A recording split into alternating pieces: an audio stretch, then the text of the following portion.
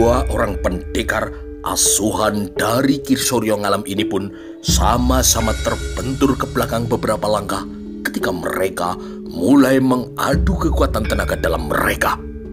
Terkejutlah kini Suratipo meskipun ia telah memperkirakan kehebatan dari kakak seperguruannya itu. Begitupun juga dengan Ki Rono. Ia kini merasakan sendiri adu tenaga dalam dengan Suratipo. Ternyata tenaga dalam Suratipo maupun Ki Rono Tikusilo berada pada tingkatan yang sama. Jurus kedua dibuka kembali oleh Ki Rono Tikusilo dengan serangan-serangan yang lebih ganas dari yang pertama.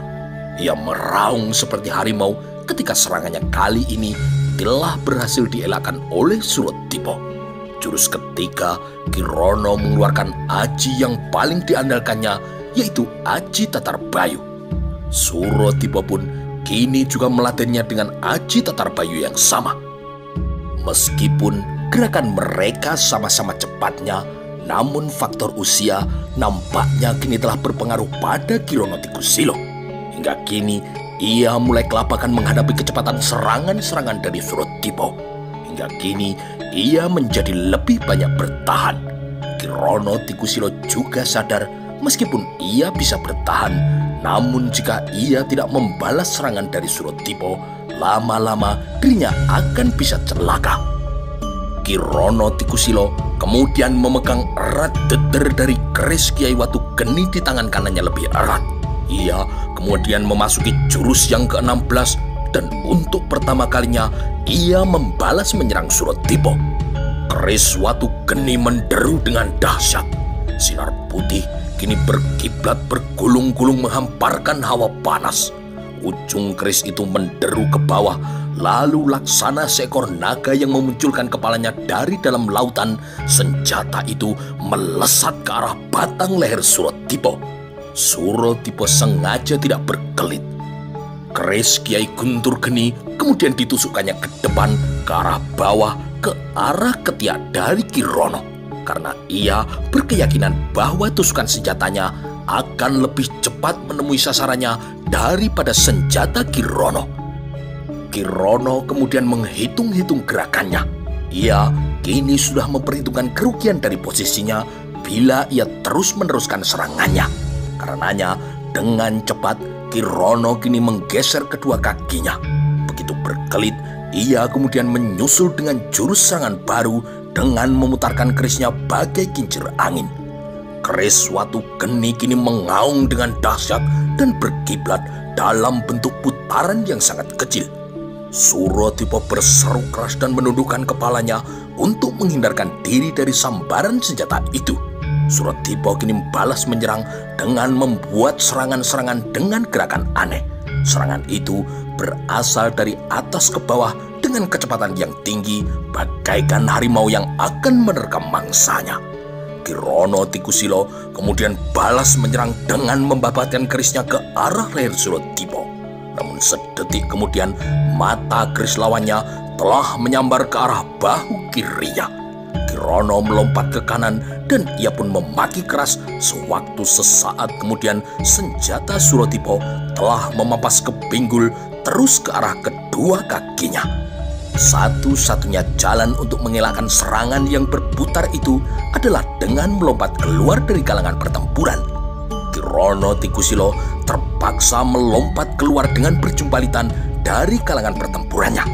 Bila dia sudah lepas dari serangan itu, maka ia pun akan segera balas menyerang Suratipo. Namun terkejutnya bukan alang kepalang, karena ketika baru saja ia keluar dari kalangan pertempuran itu, tahu-tahu senjata Suratipo telah membunuhnya dalam jarak yang sangat dekat. Jika saja Ki Rono hendak mengelak, tentu saja ia akan terkena sabetan keris dari Suratipo. Tidak ada jalan lain.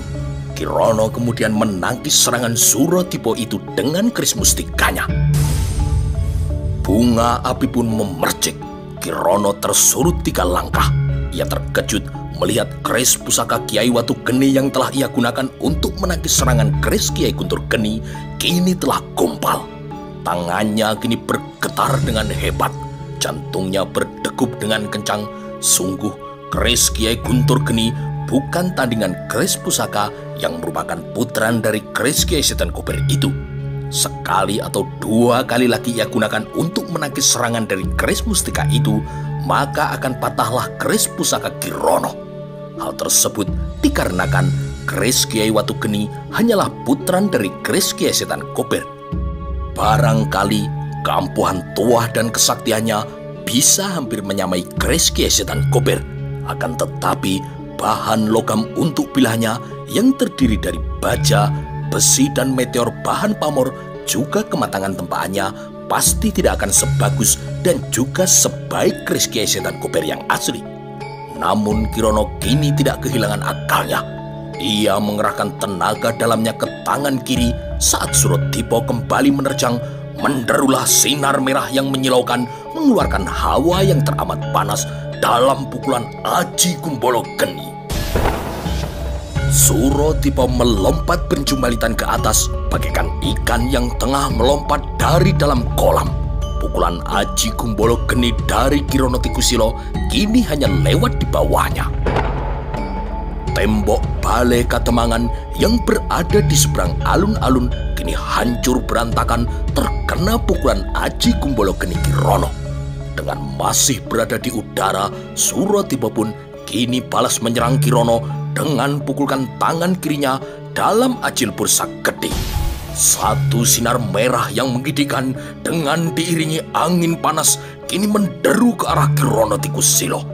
Meskipun dalam keadaan terdesak karena posisinya kini tidak menguntungkan, Kirono Tikusilo serta-merta menjatuhkan dirinya sama rata dengan tanah, dan bebarengan dengan itu tangan kirinya mencabut 10 mutiara setan dari balik jubahnya lalu dilemparkannya ke depan. Pukulan Aji Lebur Saketi menyambar ke atas tubuh Kirono. Butiran-butiran mutiara setan dari Kirono kini melesat di bawah sinar pukulan yang telah dilepaskan oleh Surodipo, lalu menyambar dengan ganas ke arah 10 bagian tubuh Surodipo.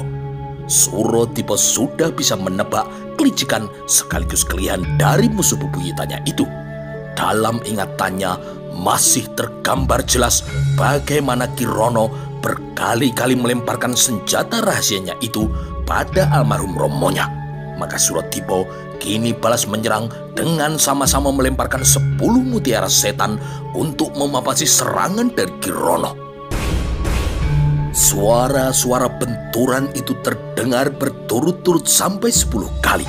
Dan ke-10 senjata mustika yang telah dilemparkan oleh Kirono kini mental tersambar oleh lemparan senjata mustika yang sama dari Surodipo yang juga kini berguguran ke tanah.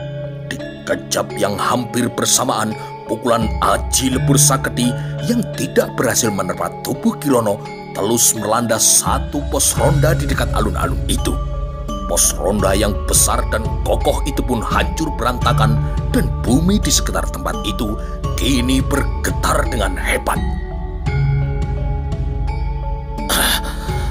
Kurang ajar, rutuk Kirono Tikusilo seraya melompat bangun. Seluruh ilmu simpanannya telah ia keluarkan. Mereka telah bertempur hampir 60 jurus dan ternyata ia belum sanggup untuk menumbangkan Surodipo. Kirono harus mengakui bahwa sekarang ia sedang menghadapi lawan yang paling tangguh sepanjang hidupnya. Kirono menggertakkan rahangnya. Kembali ia pun menerjang ke muka dengan kerisnya. Surodipo pun kini segera menyongsongnya. Keris Kiai Guntur Geni menderu ke arah dada Kirono Tikusilo. Kirono Tikusilo yang terkejut dengan serangan mendadak itu terpaksa melintangkan keris pusakanya. Kirono kini tersurut 5 langkah dan langsung berjumbalitan melompat ke belakang. Betapa kagetnya ketika ia melihat kerisnya kini telah patah ketika menangkis serangan dari Surodipo. Sementara keris di tangan Surodipo tidak kurang satu apapun juga. Dalam keadaan lawan yang masih terkesima, Surodipo tidak menyia-nyiakan kesempatan itu. Kembali ia menerjang Kirono Tikusilo. Kirono Tikusilo kaget bukan alang kepalang setelah keris Watu Geninya patah. Namun Kirono bukanlah anak kemarin sore. Ia bukan orang yang baru belajar ilmu kanuragan, karena ia telah malang melintang lebih dari setengah abad di dunia persilatan. Maka pria keji yang berhati amat jahat ini pun segera melompat ke samping dan mengeluarkan senjata pusakanya yang lain yang ia sembunyikan dengan melilitkan di tubuhnya, dan itu juga bisa berfungsi sebagai tameng agar tubuhnya menjadi kebal terhadap segala jenis senjata. Suratipa tidak sempat melihat senjata yang tiba-tiba dikibaskan oleh Kirono. Tiba-tiba nafasnya kini menjadi terasa sesak. Dadanya serasa dipalu oleh godam dan lengan bajunya terbakar hangus meskipun ia telah berhasil menghindarinya. Terkejutlah Suratipa ketika ia mendapati baju di dadanya telah hangus oleh api hitam. Aroma bangkai yang menusuk pun kini langsung tercium di seantero alun-alun desa itu. Kesempatan itu tidak disia-siakan oleh Kirono Tikusilo. Ia kemudian memukulkan tangan kirinya ke depan dan satu sinar biru yang diiringi oleh gelombang es yang teramat dingin dalam aji Raja Songgolangit menderu ke arah Suratipa. Suratipa pun kini memukulkan tangan kirinya ke depan dalam aji-aji yang sama, yaitu aji Raja Songgolangit. Satu sinar biru yang disertai gelombang angin es yang teramat dingin kini memapasi pukulan dari Kirono. Kembali ledakan dahsyat terjadi bagaikan merobek langit. Nampak pula hujan gerimis yang timbul dari dua pukulan inti es yang saling beradu itu. Baik Suratipa maupun Kirono sama-sama terhanyak dan terpapah mundur beberapa langkah dan mengeluarkan darah dan hidung mereka. Sebab tenaga dalam mereka kini berada pada tingkatan yang sama, akan tetapi senjata aneh di tangan Kirono yang berupa tali tambang yang berwarna hitam itu kini kembali melecut menerjang Suratipa. Suratipa pun melompat ke samping lalu berguling-guling di tanah untuk menghindari sabetan tali aneh itu. Satu pohon besar kini terpotong menjadi dua dan terbakar oleh api hitam karena sambaran tali di tangan Kirono. Suratipa pun bangkit berdiri. Barulah ia bisa awas memperhatikan senjata aneh di tangan musuhnya itu. Jangan kira aku hanya punya satu senjata, hardik Kirono sambil memutarkan tali tambang di tangannya yang kini memercikan api yang berwarna hitam di udara. Dalam sekejap, angin topan yang teramat panas dan berbau bangkai kini bertiup dengan deras menumbangkan bangunan-bangunan di sekitarnya dan juga pohon-pohon kecil di alun-alun. Nampaknya sudah menjadi takdirmu untuk mati dengan pusaka pecot Kiai Banyugeni ini, anak muda, gertak Kirono. Pusaka pecut Kiai Banyugeni? Setahuku, itu adalah pusaka milik Warok Surologo dari Gunung Pegat Ponorogo. Pasti orang ini telah mencurinya setelah membunuh Warok itu, gumam Suratipa dalam hatinya. Dalam sekejap mata, pecut Kiai Banyugeni datang bergulung-gulung. Suaranya seperti petir yang menyambar susul menyusul. Suratipa pun kini melompat kian kemari dengan cepat. Ia berjungkir balik di udara dan juga berguling-guling di tanah. Kembali Suratipa menggunakan aji tatar bayu. Sepertinya Kirono pernah berguru pada Warok Surologo. Pantas saja ia memiliki ilmu lain. Suratipa kini terus berkelit ke sana kemari. Semua itu ia lakukan untuk menghindarkan diri dari serangan pecut Kiai Banyugeni yang ganas. Keris di tangannya nyaris tidak bisa ia gunakan karena keris adalah senjata jarak dekat. Sedangkan senjata di tangan Kirono adalah senjata dengan jangkauan jarak yang jauh. Angin panas laksana topan yang berbau bangkai dan semburan lidah api hitam yang luar biasa panasnya kini berhamburan menghanguskan apa saja yang ada di dekat pecut api hitam si hantu kelelawar hitam itu. Pada satu kesempatan, Suratipa berhasil mengirimkan aji Raja Songgolangit. Namun manusia yang berhati iblis itu berhasil menghalaunya dengan pusaka pecut sakti di tangannya. pusaka pecut sakti dari Waro Sulologo itu tidak bisa ditembus. Tetapi setiap senjata dan ajian pasti ada kelemahannya. Aku harus mencari kelemahannya, rutuk Surodipo dalam hatinya. Dentuman seperti suara petir kini terdengar tiada hentinya. Angin panas laksana topan kini menggebu-gebu dan lidah api hitam hampir setiap saat menyembur dengan ganas. Satu sambaran dari kolor api hitam kini menderu ke arah batok kepala Surodipo. Yang diserang pun kini melemparkan dirinya ke samping beberapa langkah. Pecut Kiai Bayu Geni menderu dengan dahsyat menghantam pohon. Jati di belakang Surodipo kini terbabat putus dan baik putusan yang mental ke udara maupun yang masih tertinggal di dalam tanah semuanya hangus ditelan oleh api hitam itu. Beberapa jurus kemudian Pecut Kirono menyambar ke arah kaki kiri Surodipo. Maka Surodipo pun kini melompat menghindar bejumbalitan ke udara.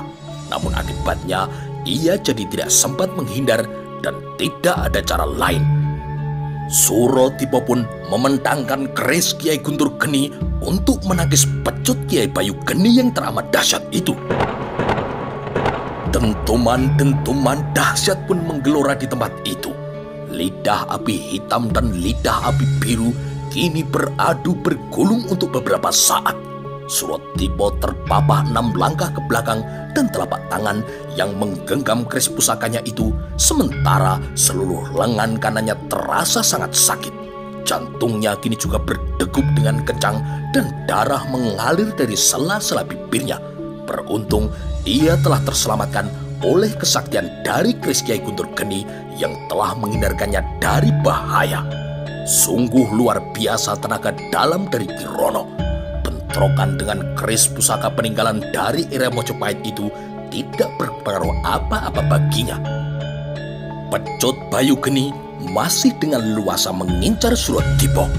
Ledakan-ledakan api yang berwarna hitam kini semakin menjadi, dan badai prahara yang berbau bangkai juga masih bertiup dengan kencang. Bunga-bunga percikan api hitam kini beterbangan kemana-mana, membakar pohon-pohon dan juga rumput-rumput di padang rumput di alun-alun desa Sawo Jajar itu. Surodipo benar-benar terdesak dibuat oleh Kirono. Berkali-kali ia melepaskan pukulan saktinya, namun sinar itu dihempas oleh pecut aneh yang seolah terbuat dari api hitam yang amat dahsyat. Pukulan-pukulan dahsyat nomor 1 di dunia persilatan seperti Aji Raja Songgo Langit, Aji Lepur Saketi, Aji Wojo Ireng sampai Aji Liman Sewu dapat dihalau dengan mudah oleh pecut dari Kirono itu. Sebenarnya apa kelemahan dari iblis ini? Tidak bisakah aku sekedar mendekatinya? Rutuk Surodipo dalam hatinya.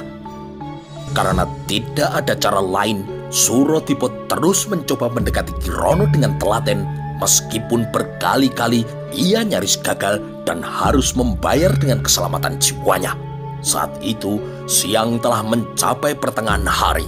Saat tiba waktunya untuk zuhur, dan bayangan Kirono kini menjadi panjang membayang di tanah, sehingga secara tidak sengaja terinjak oleh Surodipo. Tiba-tiba saja Kirono Tikusilo mengeluh kesakitan dan kemudian menghentikan serangannya. Pria ini melangkah mundur dan menghentikan serangannya sambil memegangi kepalanya. Kenapa iblis ini? Batin Surodipo. Panggraito Surodipo kini segera bekerja. Ia melihat bayangan kepala Kirono dan Kirono nampak ketakutan ketika melihat Surodipo tengah menatap kebayangan dirinya di tanah. Maka Surodipo pun kini melakukan percobaannya. Surodipo melompat untuk kembali menyerang Kirono sebagai pancingan. Namun tujuannya adalah untuk menginjak bayangan kepala Kirono. Pegi Kirono tertahan ketika Surodipo berhasil menginjak lagi bayangan kepala Kirono di tanah. Surodipo segera menghamburkan pukulan Aji Raja Songgo Langit pada Kirono dan kemudian melemparkan 10 mutiara setan. Kirono pun kini memecutkan tali pecutnya untuk menghalau pukulan Suratipo dan juga lemparan mutiara setannya. Suratipo segera memanfaatkan kesempatan itu dan ia pun segera mengalirkan tenaga dalamnya ke arah keris Kiai Guntur Geni dan kemudian menerjang tubuh Kirono yang tengah sibuk mengebutkan pecutnya untuk menghalau mutiara setan Suratipo. Pertama-tama Suratipo menusuk tangan kanan Kirono yang tengah memegang pecut api hitamnya. Setelah tangannya terluka, Suratipo kemudian menginjak bayangan kepala tubuh Kirono. Kembali, Kirono pun menjerit kesakitan. Kesempatan ini Suratipo gunakan sebaik-baiknya untuk menusukkan keris Kiai Guntur Geni ke bayangan Kirono, tepat di dada dan jantung dari bayangan kakak seperguruannya itu. Kirono Tikusilo menjerit setinggi langit ketika keris yang berluk 7 di tangan Suratipo itu menembus bayangan dadanya. Aneh bin ajaib, sekonyong-konyong dada Kirono nampak terluka parah berbentuk lubang seperti sudah ditusuk oleh sebilah keris. Dalam sekejap mata, tubuh tua Kirono Tikusilo kini telah mengepulkan asap hitam pekat lalu terbakar oleh api yang berwarna biru. Tidak berapa lama kemudian tubuhnya hangus dan roboh ke atas bumi setelah Suratipo mencabut kerisnya dari bayangan dada Kirono.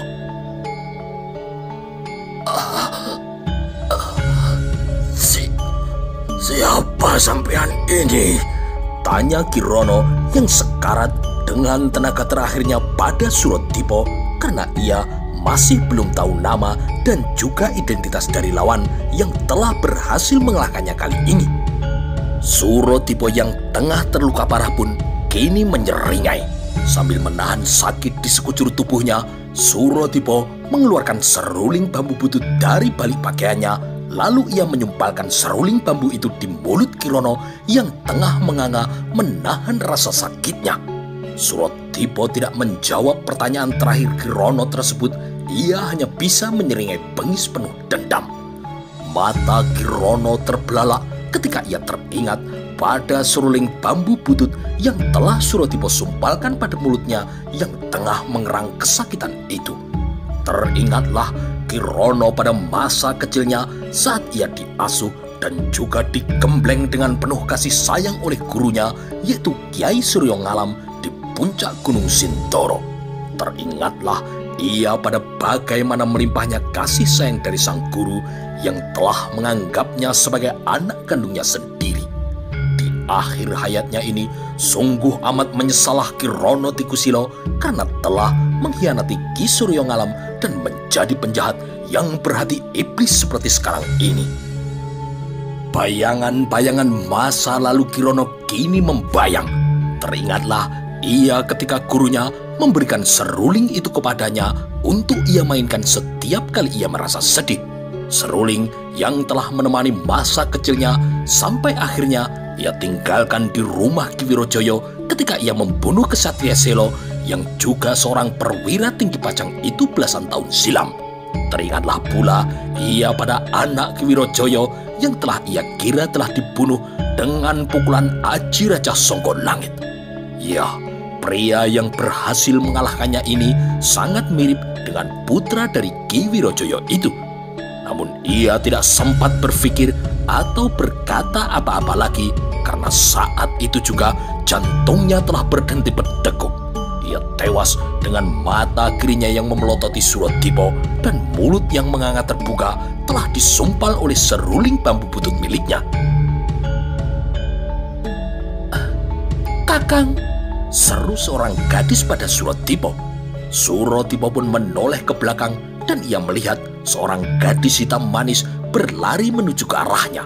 Suratipo tersenyum lemas seolah kekasihnya yang dulu, yaitu Retno Jumini, sedang berlari menghampirinya. Namun ia kemudian langsung menyadari bahwa orang itu adalah Citrawati. "Citrawati," desah Suratipo. Kakang, Kakang telah berhasil menumpas angkara murka yang bernama hantu kelelawar hitam itu, seru Citrawati setelah ia mendekat. Suratipa mengangguk lemas, kemudian pandangannya semakin gelap, nafasnya kini juga menjadi semakin sesak. Ia nyaris roboh ke atas bumi kalau tidak segera ditahan oleh Citrawati. "Kakang, Kakang!" pekik Citrawati pada Suratipa yang telah kehilangan kesadaran dirinya. Sang elang Mataram ini terluka sangat parah dan juga kehabisan tenaga dalamnya. Suratipa pun jatuh pingsan setelah membalaskan dendamnya pada Kirono Tikusilo, sekaligus memperalat musuh bebuyutannya itu untuk melenyapkan seluruh anggota kelompok kelelawar hitamnya sendiri, dan juga membunuh Tumenggung Reksoboyo serta Tumenggung Adiloyo yang telah membuat keonaran di negeri Pajang. Suratipa kini telah berhasil menyelesaikan tugasnya dengan gilang gemilang dengan memanfaatkan tangan-tangan jahat dari musuhnya.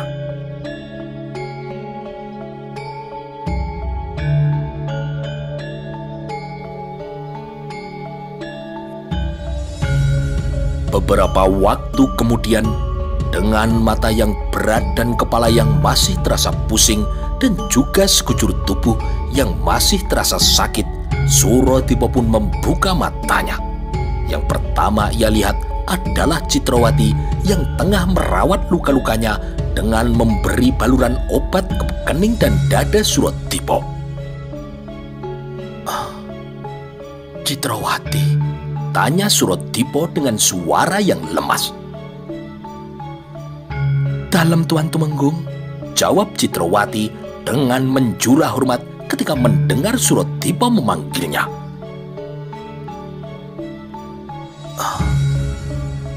"Dari mana kau tahu nih, Mas?" tanya Suratipa yang masih terasa sangat lemas. "Jangan bergerak dulu. Kakang Tumenggung sudah pingsan selama 2 hari. 2 hari? Sentak Suratipa yang kini merasa kaget karena ternyata ia bisa pingsan sampai selama itu. Saat itu Suratipa merasa tubuhnya amat segar meskipun masih terasa lemas. Sudah sangat lama ia tidak bisa beristirahat senikmat ketika ia sedang pingsan seperti kali ini.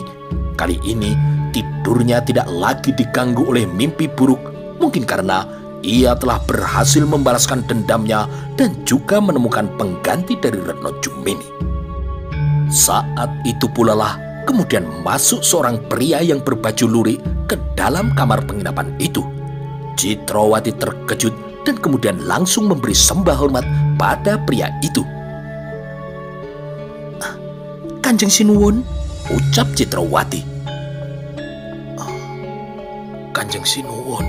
tanya Suratipa yang matanya masih kabur sambil berusaha untuk mengenali orang yang telah tersenyum di hadapannya itu.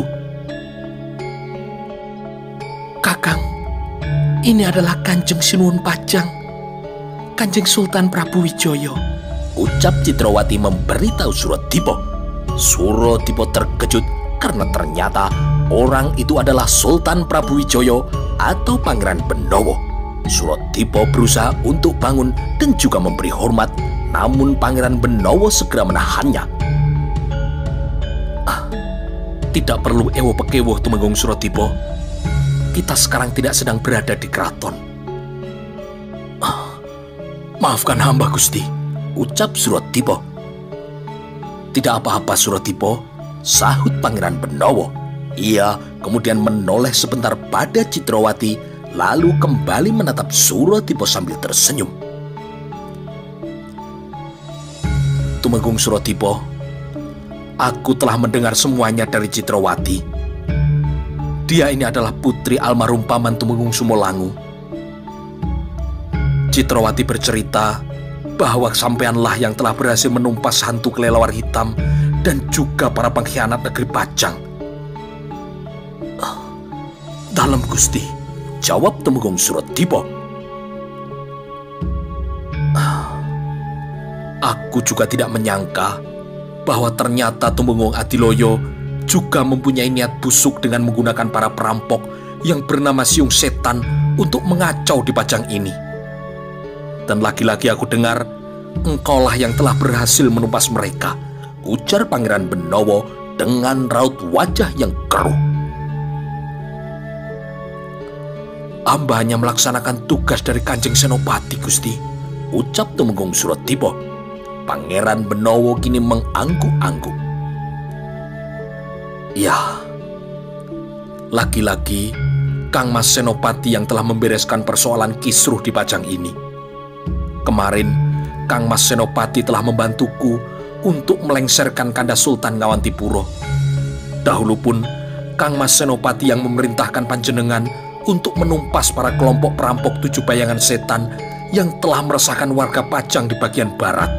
Pangeran Benowo yang tengah menyamar itu lalu melangkah ke arah jendela.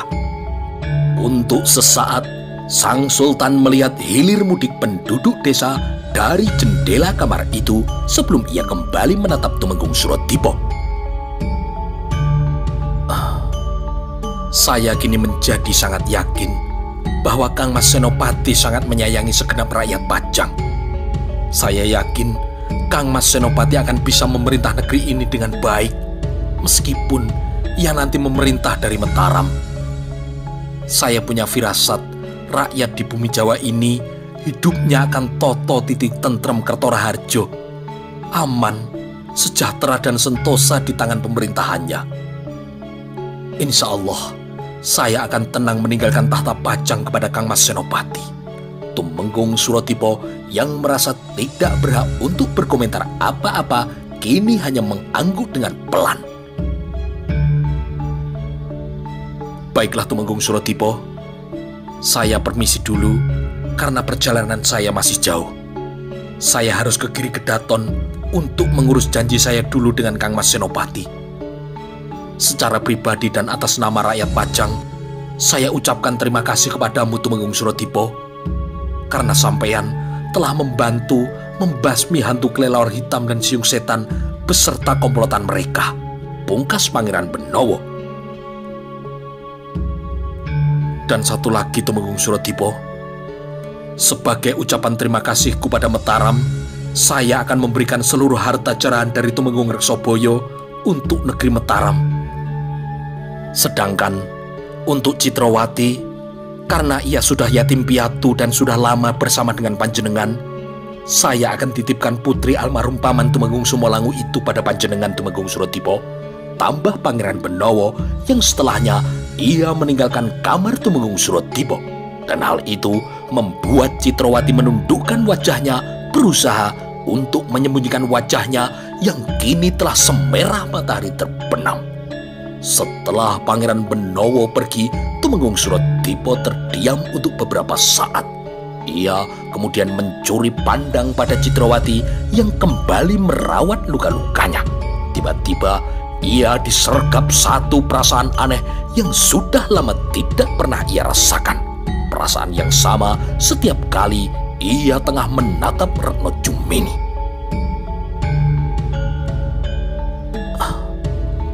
Apakah Citrawati ini adalah pengganti dari Nimas Retno Jumini? Tanya Tumenggung Suratipo dalam hatinya.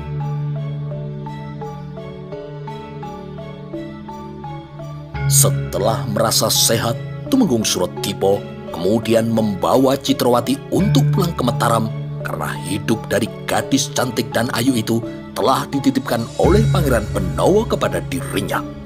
Tumenggung Suratipo pun kini melaporkan semuanya pada Sang Senopati dan Ki Jurumertani. Sang Senopati dan Ki Jurumertani pun kini merasa senang dan puas atas kerja keras dari Tumenggung Suratipo dan kemudian memberinya berbagai hadiah sebagai imbalan kerja kerasnya. Tumenggung Suratipo pun juga menyerahkan pusaka pecut Kiai Bayu Geni pada Sang Senopati. Namun Sang Senopati menolaknya sebab pusaka itu mempunyai aura yang jahat dan negatif karena pusaka itu pernah dipakai oleh Ki Rono Tikusilo untuk membunuh pemiliknya sendiri, yaitu Warok Surologo. Sang Senopati pun kemudian memerintahkan pada Tumenggung Suratipo untuk mengembalikan pusaka itu ke Kadipaten Ponorogo. Adipati Ponorogo menerimanya lalu menguburkannya di puncak Gunung Pegat Ponorogo. Setelah selesai dengan semua urusan laporan-laporannya, Tumenggung Suratipo pun kini menikahi Citrawati secara sah. Pernikahan mereka diadakan secara sederhana namun hikmat, meskipun Tumenggung Suratipo adalah seorang pejabat tinggi di Mataram, namun ia menghendaki pernikahannya itu diadakan dengan sederhana karena saat itu Mataram tengah giat-giatnya membangun dan juga melakukan ekspansi ke Berang Wetan. Kadipaten Madiun adalah sasaran pertama dari Mataram. Di sisi yang lain, sang Senopati meminangkan Dyah Banowati, putri sulung dari Pangeran Benowo, untuk putranya yaitu Mas Jolang. Dan hal itu sesuai dengan perjanjian mereka sesaat setelah berhasil menaklukkan Pajang dari tangan Sultan Ngawantipuro. Pernikahan putri Pangeran Benowo dengan Mas Jolang, putra dari sang Senopati itu, adalah tanda berakhirnya masa jabatan sang Sultan. Dengan ikhlas dan senang, Pangeran Benowo kini lengser ke Prabon. Pangeran Benowo yang memang tidak pernah ingin menjadi raja, kini merasa terbebas dari segala belenggu beban urusan kepemerintahan. Ia pun kemudian melaksanakan niatnya sejak dulu, yaitu menyebarkan Islam di pedalaman Jawa yang masih belum tersentuh oleh cahaya Islam. Ia pun berdakwah di sekitar Kendal, Pemalang, dan Batang. Sementara Mataram benar-benar menjadi sebuah negeri yang besar yang namanya kian disegani bukan hanya di tanah Jawa namun juga di Nusantara. Pertama-tama mereka berhasil menaklukkan Madiun sebagai palang pintu ke Berang Wetan. Setelah itu secara perlahan namun pasti Mataram nyaris menguasai seluruh pulau Jawa, bahkan wilayah-wilayah di luar Jawa seperti Madura, Sukadana, dan Palembang bisa dikuasai Mataram pada masa pemerintahan Sultan Agung, cucu dari sang Senopati dan Pangeran Benowo. Namun, sesuai dengan ramalan dari Kanjeng Sunan Giri Prapen, pada masa Sultan Agung inilah berdatangan bangsa yang bertubuh tinggi besar, berkulit pucat, berambut seperti jagung, yang mempunyai watak yang licik, serta serakah ke dalam Nusantara ini. Mereka mendirikan benteng-benteng di Sunda Kelapa.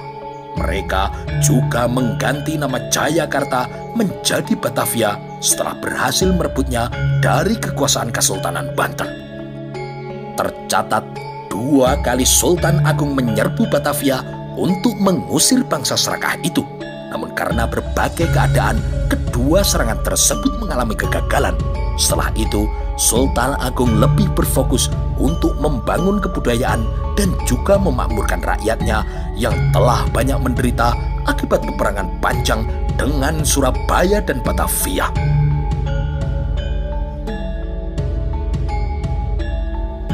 Setelah pernikahannya dengan Citrawati, Tumenggung Suratipo menikah lagi dengan seorang gadis yang bernama Laksmi Gonto Putri, seorang senopati perang wanita dari Madiun yang juga merupakan kepala pengawal Putri Rano Dumilah yang telah dinikahi oleh sang senopati.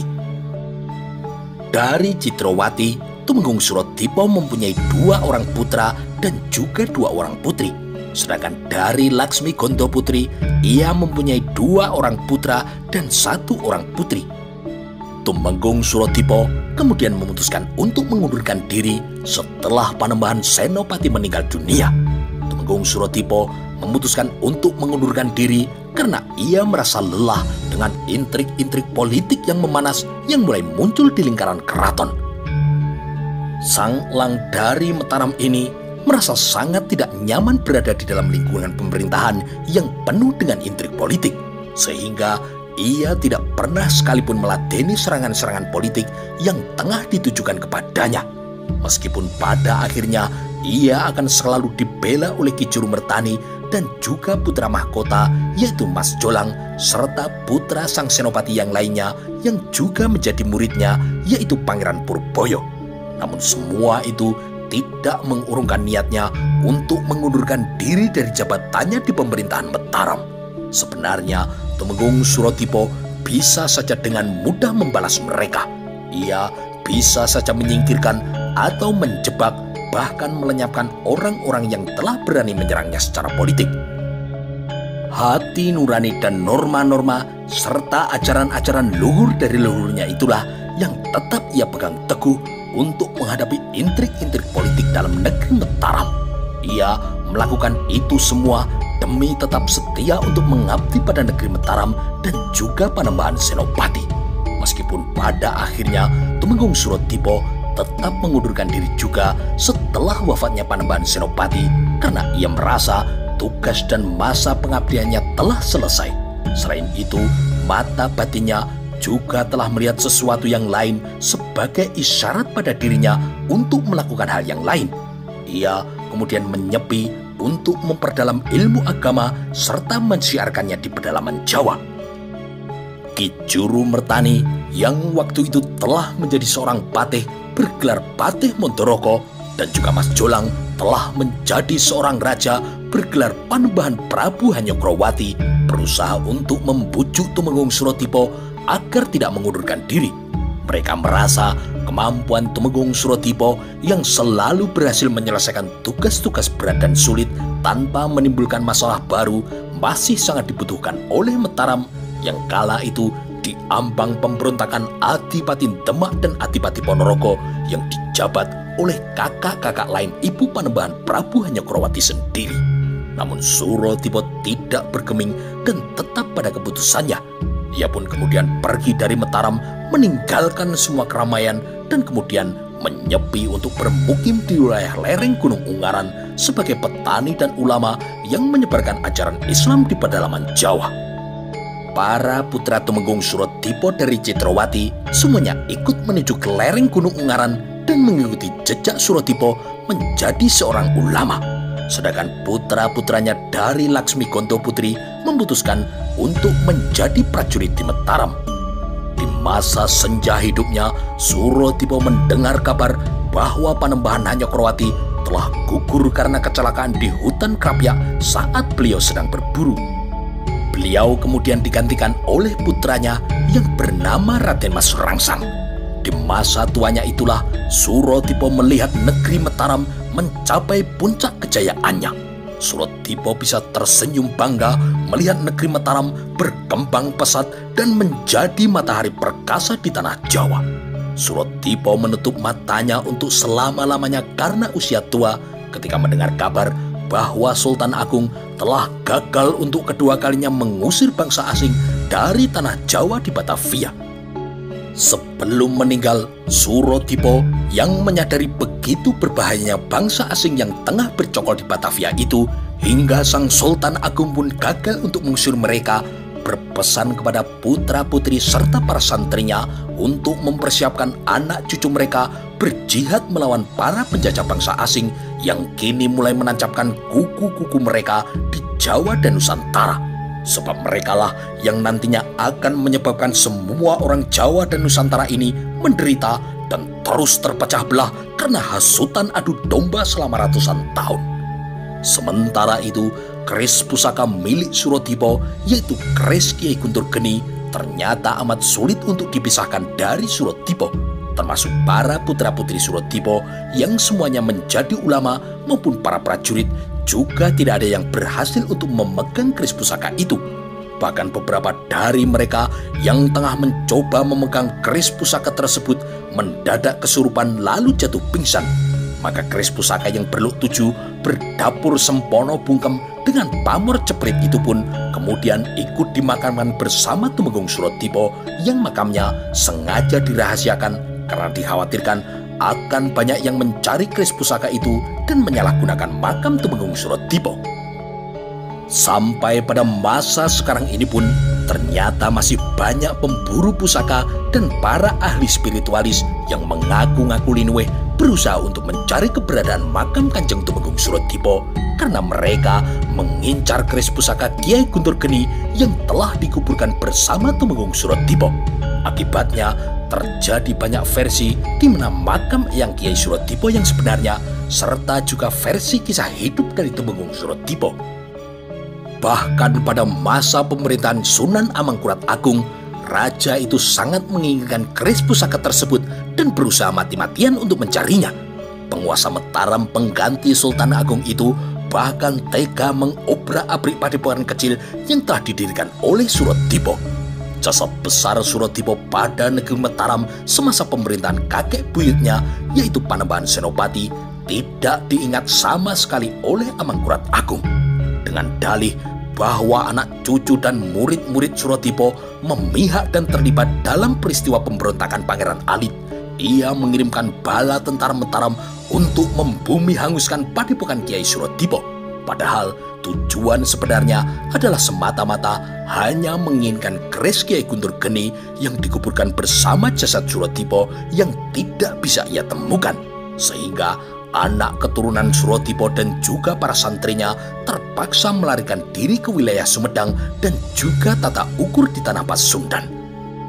Namun bukan keris dan kesaktian dari Tumenggung Surodipo yang membekas di hati para santri serta semua keturunan dari Tumenggung Surodipo. Peninggalan yang paling membekas bagi mereka adalah ajaran-ajaran yang luhur serta suri teladan dari sikap-sikap Tumenggung Surodipo. Mereka sangat menghormati dan menyukai gaya berdakwah dari Sang Tumenggung yang cara berdakwahnya itu lembut dan tidak membenturkan budaya masyarakat setempat dengan ajaran Islam yang telah ia sebarkan. Itulah mengapa Kiai Surodipo banyak mendapat sambutan hangat di sepanjang jalur dakwahnya dari wilayah Gunung Ungaran sampai ke pedalaman wilayah barat seperti Pegunungan Dieng dan juga di sebelah barat pantai utara.